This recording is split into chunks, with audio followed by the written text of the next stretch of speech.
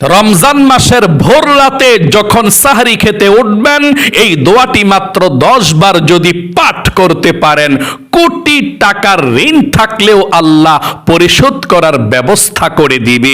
এবং নবীজি বলেছেন, এই দোয়াটি পড়ে তোমরা আল্লাহর কাছে চাও, কি চাইবা? টাকা পয়সা ধন সম্পদ অর্থ করি যা চাইবা আল্লাহ তাই দিয়ে দিবে। যেই দোয়া করবা সেই দোয়া কবুল হবে। তোমাদের মনের আশা পূরণের জন্যেও যদি দোয়া করো, আল্লাহ মনের আশাকে পূরণ করে দিবে। তোমাদের জীবনের দুঃখ কষ্ট বালা মুসিবত দূর হওয়ার জন্যেও যদি দোয়া করো, আল্লাহ সেই দোয়াকেও কবুল করবে। বালা মুসিবত দুঃখ কষ্টগুলোকেও আল্লাহ দূর করে দিবে। মোট কথা, রমজান মাসের ভোর রাতে এই দোয়াটি পড়ে আপনি আল্লাহর কাছে যা প্রয়োজন তাই চাইতে পারবেন এবং যা চাইবেন তাই পেয়ে যাবেন। নবীজি নিজেই শিখিয়ে দিয়েছেন দোয়াটি। তাই অবশ্যই আপনাদেরকে বলবো, রমজান মাসের ভোর রাতে যখনই সাহরি খেতে উঠবেন, তখনই আপনি দেখে দেখে এই দোয়াটি মাত্র 10 বার পড়বেন। আমি স্ক্যানের মধ্যে বাংলাতে দোয়াটি লিখে দেব, আপনারা বাংলাতে দেখে দেখে মাত্র 10 বার পড়বেন, তাহলেই চলবে। তারপরে আপনি আল্লাহর কাছে সরাসরি মুনাজাত করবেন। প্রিয় দিনী ভাই এবং মহিলা মা ও বোনেরা, এই আমলটি খুবই শক্তিশালী আমল। নবী করিম সাল্লাল্লাহু আলাইহি ওয়াসাল্লাম ওয়াদা করে বলেছেন, রমজান মাসের ভোর রাতে সাহারের সময় যদি আপনি এই দোয়াটি মাত্র 10 বার পাঠ করতে পারেন, এই দোয়াটি পড়ে আল্লাহ রাব্বুল আলামিনের কাছে যা চাইবেন তাই পেয়ে যাবেন। শুধু তাই নয়, আল্লাহর নবীজি আল্লাহর কসম করে ওয়াদা করে বলেছেন, একেবারে নিশ্চিত করে বলেছেন, এই দোয়াটি পড়ে আল্লাহর কাছে যে যা চাইবে তাই পেয়ে যাবে। যে দোয়া করবে সেই দোয়া কবুল হবে, মনের আশাকে আল্লাহ পূরণ করবে। আল্লাহু আকবার। রমজান মাস খুবই বরকতপূর্ণ মাস। আমি বাংলাতে লিখে দেব দোয়াটা, একটু পরে শুনুন। রমজান মাস এমন বরকতের মাস, রমজান মাস যেদিন শুরু হয়েছে, আল্লাহ রাব্বুল আলামিন আসমানের রহমতের প্রত্যেকটা দরজাকে খুলে দিয়েছে। রমজান মাস যেদিন শুরু হয়েছে, আল্লাহ রাব্বুল আলামিন জাহান্নামের গেটের মধ্যে তালা লাগিয়ে দিয়েছে। রমজান মাস যেদিন শুরু হয়েছে, জাহান্নামের শিকল দিয়ে শয়তানকে আবদ্ধ করে রেখে দিয়েছে। রমজান মাস যেদিন শুরু হয়েছে, সেদিন থেকে প্রতিদিন জান্নাতকে রোজাদারদের জন্য সুসজ্জিত করা হচ্ছে।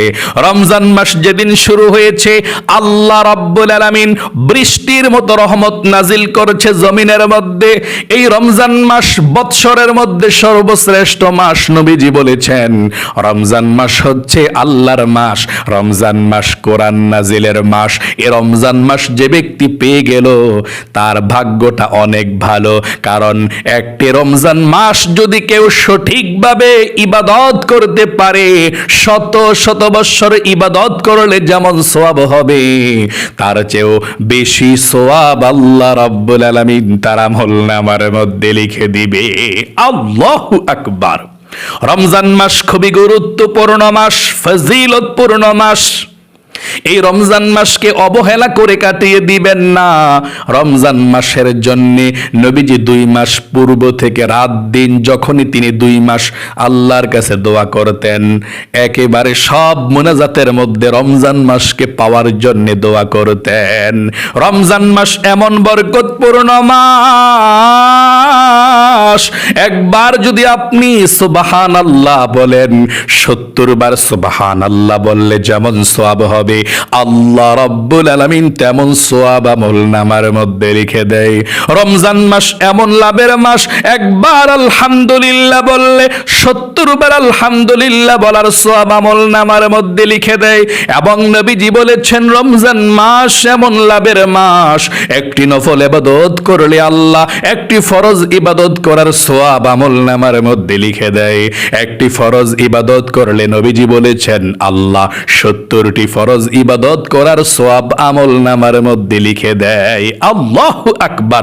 এই রমজান মাস হচ্ছে যারা পাপী তাপী গুনাহগার বান্দা বান্দি তাদের জন্য ক্ষমা মাফের শ্রেষ্ঠ মাস। কারণ রমজান মাসে আল্লাহর কাছে ক্ষমার মতো ক্ষমা চাইতে পারলে, তাওবাতুন নাসুহা করতে চাইলে আল্লাহ রাব্বুল আলামিনের কাছে ক্ষমা চাইলেই ক্ষমা পেয়ে যাবেন। এবং নবীজি বলেছেন রমজান মাস এমন মাস আল্লাহ অগণিত মানুষকে ক্ষমা করে দেয় এবং প্রতিদিন ইফতারির মুহূর্তে 10 লক্ষ জাহান্নামীদেরকে আল্লাহ ক্ষমা করে জান্নাত দিয়ে দেয়। এই রমজান মাস পাওয়ার পরেও যেই মুমিন মুসলমানরা তাদের গুনাহ খাতাগুলো ক্ষমা করাইতে পারলো না, তারা ধ্বংস হয়ে যাবে, তারা হালাক হয়ে যাবে, জাহান্নামের মধ্যে চলে যাবে। রমজান মাস পাওয়ার পরেও যারা জীবনের সব গুনাহগুলো ক্ষমা করাইতে পারলো না, তারা ধ্বংস হয়ে যাবে। এই জন্য আপনি রমজান মাসের মধ্যে আল্লাহর কাছে বেশি বেশি ক্ষমা চাইবেন, মাপ চাইবেন, নেকামল করবেন। তাহলে চলুন প্রিয় দিনী মহিলা মা ও বোনেরা, আমি আপনাদেরকে এক্ষুনি বলে দিচ্ছি, আমার ভাই বোন সবাইকে বলে দিচ্ছি, আপনারা রমজান মাসের ভোর রাতে যখনই সাহরি খেতে উঠবেন তখন আপনি এই দোয়াটা 10 বার কিভাবে পড়বেন শুনুন। ও মহিলা মা বোনেরা, ও ভাই বোনেরা, এই দোয়াটি তো পড়বেন, যদি পারেন 2 রাকাত তাহাজ্জুদের নামাজ পড়ে এই দোয়াটি পড়বেন, তাহলে সাথে সাথে আল্লাহ রাব্বুল আলামিনের আরশে আজিমের মধ্যে চলে যাবে আপনার দোয়াটি। আপনি ভোর রাতে যখন সাহরি খেতে উঠবেন, আপনি মাত্র 2 রাকাত তাহাজ্জুদের নামাজ পড়ে তারপরে আপনি দোয়াটি পড়বেন। একদম সহজ দোয়াটি আমি আপনাদেরকে বলে দেব, স্ক্যানের মধ্যেও লিখে দেব। তবে তাহাজ্জুদের নামাজটা কোন নিয়মে পড়বেন শুনুন। ভোর রাতে আপনি তাহাজ্জুদ পড়লে সবচেয়ে প্রিয় হয়ে যায় আল্লাহর কাছে। নবীজি বলেছেন ভোর রাতে, রাতের 3টার পর থেকে ফজরের নামাজের আজানের আগ পর্যন্ত এই সময়টাতে আল্লাহ দুনিয়ার প্রথম আসমানের মধ্যে চলে আসে। আরশে আজিম সপ্তম ষষ্ঠ পঞ্চম চতুর্থ তৃতীয় দ্বিতীয় আসমানকে ছেড়ে দিয়ে আল্লাহ প্রথম আসমানের মধ্যে চলে আসে এবং রাতের 3টা থেকে শুরু করে একেবারে ফজরের নামাজের আজানের আগ পর্যন্ত আল্লাহ ডাকতে থাকে এবং বলতে থাকে, কে আছো গুনাহগার, আমার কাছে ক্ষমা চাও, আমি আল্লাহ রাব্বুল আলামিন তোমাকে ক্ষমা করার জন্য চলে এসেছি প্রথম আসমানের মধ্যে, আমার কাছে ক্ষমা চাও, মাপ চাও, আমি আল্লাহ ক্ষমা করে দেব। কে আছো অভাব অনটনের মধ্যে, আমার কাছে বলো, আমি আল্লাহ তোমার অভাব অনটন গুলোকে দূর করে দেব। নবীজি বলেছেন আল্লাহ প্রতিদিন রাতের শেষ তৃতীয়াংশে অর্থাৎ 3টার পর থেকে 3টা যখন বেজে যাবে তখন থেকে আল্লাহ ডাকতে থাকে এবং বলতে থাকে, কার কি প্রয়োজন তাহাজ্জুদের নামাজ পড়ো এবং আমার কাছে বলো কি প্রয়োজন, আমি আল্লাহ তোমাকে তাই দিয়ে দেব। যেই দোয়া করবা সেই দোয়াকে কবুল করব, তোমার মনের আশাকে পূরণ করে দেব।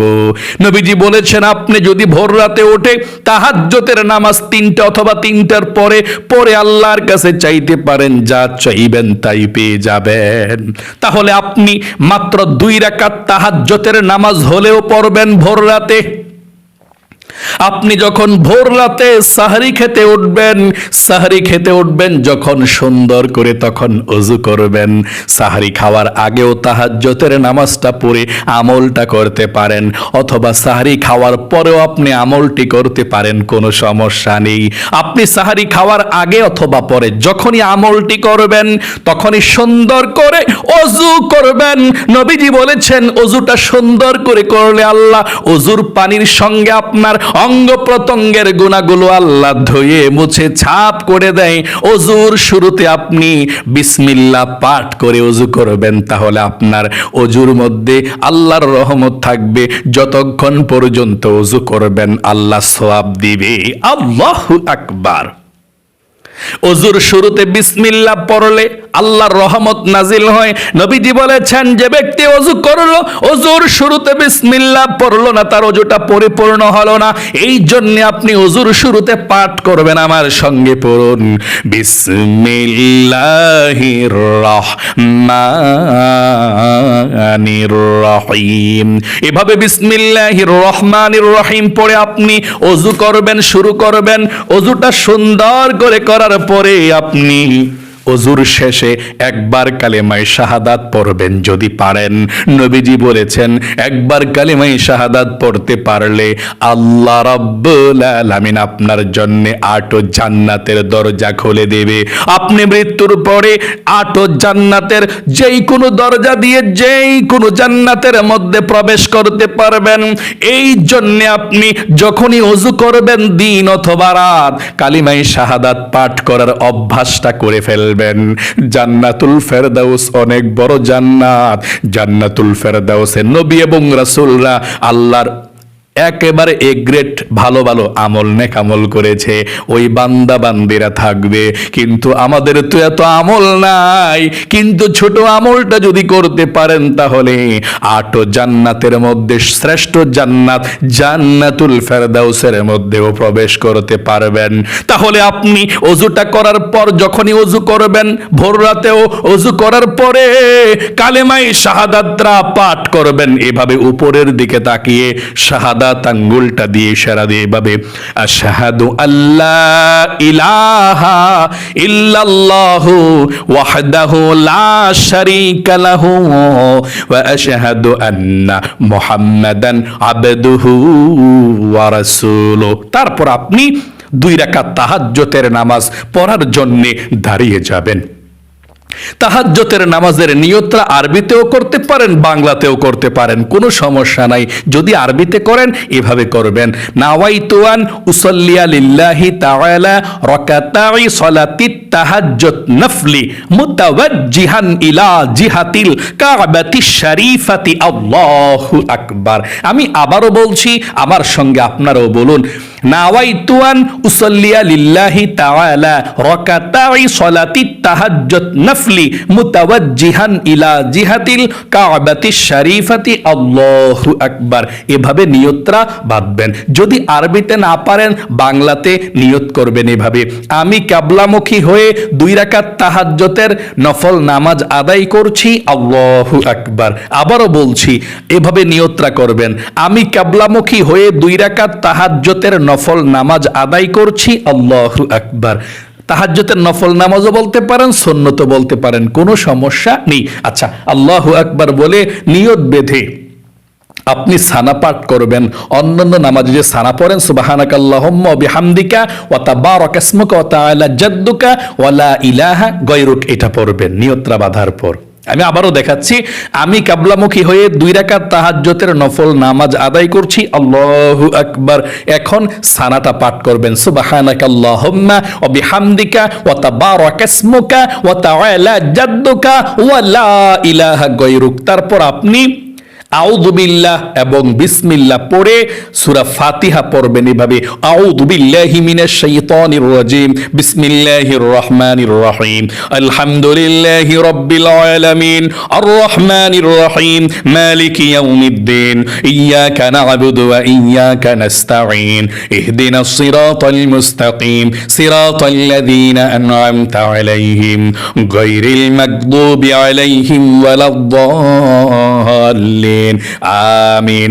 এভাবে আপনি সূরা ফাতিহা পড়ে বিসমিল্লাহির রহমানির রহিম পড়ে একটা সূরা মিলাইবেন। যে কোনো সূরা, যেমন আলাম তারা পড়তে পারেন, লিইলাফি কুরাইশ পড়তে পারেন, আর আইতাল্লাযীও পড়তে পারেন, আপনার ইচ্ছা একটা সূরা পড়ে তারপর রুকুতে চলে যাবেন। রুকুতে গিয়ে আপনি সুবহান রাব্বিয়াল আযীম 3 বার পড়বেন। তারপর সামি আল্লাহু লিমান হামিদা বলে সোজা হয়ে দাঁড়িয়ে সোজা হয়ে বলবেন রব্বানা লাকাল হামদ। তারপর সিজদায় চলে যাবেন, আল্লাহু আকবার বলে সেজদায় গিয়ে 3 বার পড়বেন সুবহান রাব্বিয়াল আ'লা, সুবহান রাব্বিয়াল আ'লা, সুবহান রাব্বিয়াল আ'লা। তারপর আল্লাহু আকবার বলে 2 সেজদার মাঝখানে বসে একটু সোজা হয়ে দেরি করবেন। তারপর আবারও সেজদায় চলে যাবেন। এভাবে আল্লাহু আকবার সেজদায় আবারও গিয়ে 3 বার পড়বেন সুবহান রাব্বিয়াল আ'লা, সুবহান রাব্বিয়াল আ'লা, সুবহান রাব্বিয়াল আ'লা। তারপর আল্লাহু আকবার বলে দাঁড়িয়ে যাবেন দ্বিতীয় রাকাতের জন্য। দ্বিতীয় রাকাতের জন্য দাঁড়িয়ে বিসমিল্লাহির রহমানির রহিম পড়ে প্রথমের মতো সূরা ফাতিহাটা পড়বেন, আলহামদু সূরাটা পড়বেন পুরাটা। আলহামদু সূরাটা পড়ার পরে আপনি বিসমিল্লাহির রহমানির রহিম পড়ে কুল হুয়াল্লাহ সূরা পড়বেন, অথবা যে কোনো একটা সূরা পড়লেই চলে। পইরা তারপর আপনি রুকুতে চলে যাবেন আল্লাহু আকবার বলে। রুকুতে রুকুর তাসবিহ পড়বেন প্রথমের মতো সুবহান রাব্বিয়াল আযীম 3 বার পড়বেন। তারপর সামি আল্লাহু লিমান হামিদা বলে সোজা হয়ে দাঁড়াইবেন। সোজা হয়ে দাঁড়িয়ে পড়বেন রব্বানা লাকাল হামদ। তারপর একেবারে সেজদায় চলে যাবেন আল্লাহু আকবার বলে। সেজদায় গিয়ে 3 বার পড়বেন সুবহান রাব্বিয়াল আ'লা, 3 বার পড়বেন। তারপর আল্লাহু আকবার বলে 2 সেজদার মাঝখানে বসে একটু সোজা হয়ে দেরি করবেন। তারপর আবার সেজদায় চলে যাবেন। সেজদায় আল্লাহু আকবার বলে 3 বার পড়বেন সুবহান রাব্বিয়াল আ'লা, 3 বার পড়ে আল্লাহু আকবার পড়ে আপনি বসবেন। 2 রাকাত পড়ে তাহাজ্জুদের নামাজ পড়ে বসে আপনি তাশাহুদ মানে আত-তাহিয়াতু পুরোটা পড়বেন। আত-তাহিয়াতু পড়ে দুরূদ শরীফ পড়বেন। দুরূদ শরীফ পড়ে দোয়া মাসুরা পড়বেন। হ্যাঁ, এগুলা সব অন্যান্য নামাজের মতো পড়া আপনি সালাম ফিরাবেন, আসসালামু আলাইকুম ওয়া রাহমাতুল্লাহ, আসসালামু আলাইকুম ওয়া রাহমাতুল্লাহ। সালাম ফিরানোর পরে 3 বার পড়বেন আস্তাগফিরুল্লাহ, আস্তাগফিরুল্লাহ, আস্তাগফিরুল্লাহ। এভাবে 2 রাকাত তাহাজ্জুদের নামাজ হয়ে গেল। আপনি 2 রাকাত তাহাজ্জুদের নামাজ পড়ে ওই আমলটা করতে পারেন, অথবা 4 রাকাত তাহাজ্জুদের নামাজ পড়লেন। নবীজি 8 রাকাত পড়তেন প্রায় সময়, মানে 2 রাকাত থেকে শুরু করে যত রাকাত মন চায়, 12 রাকাত, 10 রাকাত, 8 রাকাত, 6 রাকাত, 4, আপনার যত রাকাত মন চায় তাহাজ্জুদের নামাজ পড়তে পারেন, কোনো সমস্যা নাই। সময় না থাকলে 2 রাকাত পড়বেন, সময় থাকলে 4 রাকাত পড়লেন। বেশি পড়লে বেশি সওয়াব, কম পড়লে কম সওয়াব, এটা কোনো সমস্যা নেই। আপনার তাহাজ্জুদের নামাজ হয়ে যাবে, আপনি সওয়াব পেয়ে যাবেন এবং এই আমলটি করতে পারবেন মাত্র 2 রাকাত এভাবে তাহাজ্জুদের নামাজ পড়ে। বেশি পড়তে চাইলে এই নিয়মে আবার দাঁড়িয়ে আবার নিয়ত করে আরো 2 রাকাত পড়বেন। যদি আপনার যত রাকাত পড়তে মন চায় তত রাকাত পড়বেন, তবে শেষে এই আমলটা করবেন। আমি বলে দিচ্ছি, তাহাজ্জুদের নামাজ আপনার যখন শেষ হয়ে যাবে আপনি মুনাজাতটা করবেন, যখন তার পূর্বে আপনি এই দোয়াটি মাত্র 10 বার পড়বেন। এভাবে আমি বলে দিচ্ছি, আপনারা শুনুন। তাহাজ্জুদের নামাজ শেষ করার পরে সর্বপ্রথম 1 নম্বরে আপনি 10 বার ছোট নবীজির শিখানো দুরূদ শরীফটি প্রথম পাঠ করবেন।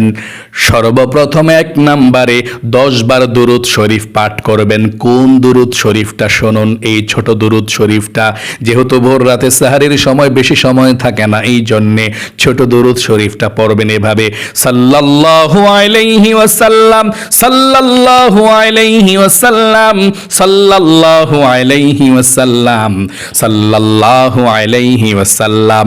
এভাবে 10 বার দরুদ শরীফ পড়বেন।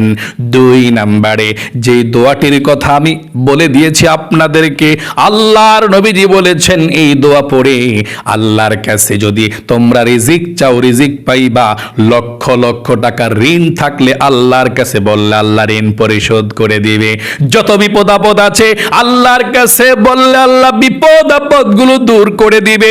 আমি স্ক্যানের মধ্যে দোয়াটি লিখে দিচ্ছি বাংলাতে, আপনি বাংলাতে 10 বার দেখে দেখে পড়বেন। এভাবে আমি পাঠ করছি, একটি বার আমার সঙ্গে সঙ্গে পড়ুন। আপনারা দেখে দেখেই পড়বেন, তবে আমার সঙ্গে একটি বার পড়ুন। আল্লাহুম্মা ইন্নী আসআলুকা বিআন্না লাকাল হামদা লা ইলাহা ইল্লা আনতাল মান্নানু বাদিউস সামাওয়াতি ওয়াল আরদি ইয়া যাল জালালি ওয়াল ইকরাম ইয়া হাইয়্যু ইয়া কাইয়্যুম। আরেকটি বার পাঠ করছি, তারপর শেষ। আবারও পড়ুন আমার সঙ্গে, আল্লাহুম্মা ইন্নী আসআলুকা বিআন্না লাকাল হামদা লা ইলাহা ইল্লা আনতাল মান্নান بديع السماوات والأرض يا ذا الجلال والإكرام يا حي يا قيوم 10 বার এই দোয়াটি পড়ার শেষে সাথে সাথে আপনি মুনাজাত করে ফেলবেন। এভাবে দোয়াটি শেষ 10 বার আল্লাহুম্মা আমিন বলে মুনাজাত করবেন। মুনাজাতের মধ্যে 3 বার পড়বেন ইয়া যাল জালালি ওয়াল ইকরাম, ইয়া যাল জালালি ওয়াল ইকরাম, ইয়া যাল জালালি ওয়াল ইকরাম। তারপর জীবনের সমস্ত গুনাহগুলো ক্ষমা হওয়ার জন্য আল্লাহর কাছে বলবেন, আল্লাহ জীবনের সমস্ত গুনাহগুলো ক্ষমা করে দাও, আর জীবনে কখনো গুনাহ করব না, গুনাহ করেছি, ভুল করেছি, মানে আল্লাহর কাছে জীবনের গুনাহগুলো ক্ষমা চেয়ে তারপরে আপনি আপনার কথাগুলো বলবেন। আল্লাহ বিপদের মধ্যে আছি, ঋণগ্রস্ত হয়ে গিয়েছি, ও আল্লাহ এই নবীজির শিখানো দোয়ার উসিলায়, এই আমলের উসিলায় আমার ঋণকে পরিশোধ করো, নবীজির উসিলায় ঋণকে পরিশোধ করো। আপনার মনের আশা পূরণের জন্য আপনি বলবেন, আল্লাহ এই নবীজির শিখানো দোয়ার উসিলায় আমার মনের নেক আশাগুলোকে তুমি পূরণ করো, নবীজির উসিলায় দোয়াকে কবুল করো, এই দোয়ার উসিলায় দোয়াকে আমার মনের আশা পূরণ করো। মানে আপনি আপনার মনের আশা পূরণের জন্য নবীজির উসিলা দিয়ে বলবেন এবং এই দোয়ার উসিলার কথা আল্লাহর কাছে বলবেন। এভাবে আপনি আপনার মনের কথাগুলো আল্লাহর কাছে বলবেন। তারপর আপনি পরিবার সংসারে সবার জন্য দোয়া করবেন। সময় থাকলে ছেলে মেয়ে, বাবা মা, মুরব্বী যারা অন্ধকার কবরে চলে গিয়েছে সবার জন্য দোয়া করবেন। এভাবে আপনার মুনাজাতটা আপনি শেষ করবেন। ইনশাআল্লাহ সঠিকভাবে আমলটি করলে আপনার ভাগ্যকে আল্লাহ পরিবর্তন করে দেবে। প্রিয় দিনী ভাই এবং মহিলা, মা ও বোনেরা, ভালো থাকবেন, সুস্থ থাকবেন। আল্লাহ এই পবিত্র মাহে রমজানের তারাবির নামাজ এবং কোরআন তালাওয়াত এবং নামাজ রোজা সব কিছুকে আল্লাহ কবুল করুক, মঞ্জুর করুক, আপনাদের জীবনকে সুন্দর করুক, ভবিষ্যতে হক আদায় করে রোজা রাখার তারাবির নামাজগুলো পড়ার তৌফিক দান করুক। সকলে কমেন্ট বক্সের মধ্যে লিখবেন আমিন এবং ভিডিওতে একটি লাইক দিবেন। যারা কমেন্ট বক্সের মধ্যে আমিন লিখে দোয়াতে অংশগ্রহণ করেছেন, ও আল্লাহ তাদেরকে তুমি ভালো রাখো, সুস্থ রাখো, জীবনে একবার হলেও মক্কা মদিনায় যাওয়ার তৌফিক দান করে দিও, আমিন। আজ এ পর্যন্তই, আবারও অন্য কোনো ভিডিওতে দেখা হবে ইনশাআল্লাহ। সেই পর্যন্ত আপনাদের সকলের সুস্বাস্থ্য আল্লাহর কাছে কামনা করে আজ এখানে বিদায় নিচ্ছি। আসসালামু আলাইকুম ওয়া রাহমাতুল্লাহি ওয়া বারাকাতুহু।